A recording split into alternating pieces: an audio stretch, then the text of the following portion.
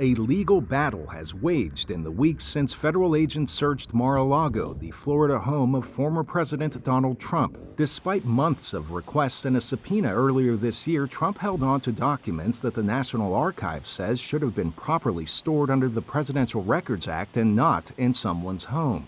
Agents found 11 sets of classified documents, some of which contain the names of confidential sources. Trump and his legal team have wavered on whether to make public the details of the Justice Department search warrant recently released in a heavily redacted form.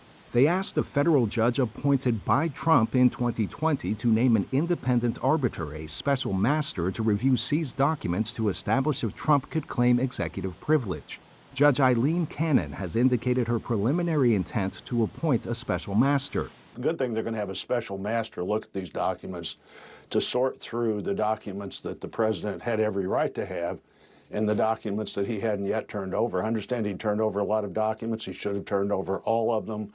I imagine he knows that very well now as well. Trump says he declassified the documents in question while still in the White House. It is a claim his successor, President Joe Biden, rejects. Well, I just want to know I've declassified everything in the world. I'm president. I can do it all. Come on.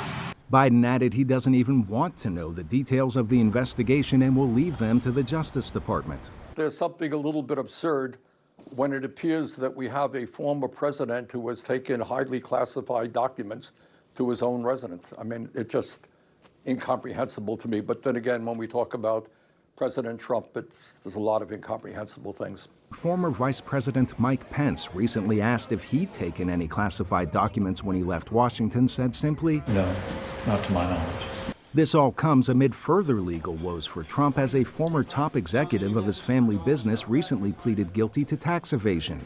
Judge Cannon set the hearing for Thursday on arguments over the use of a special master. Arash, Arabasadi, VOA News.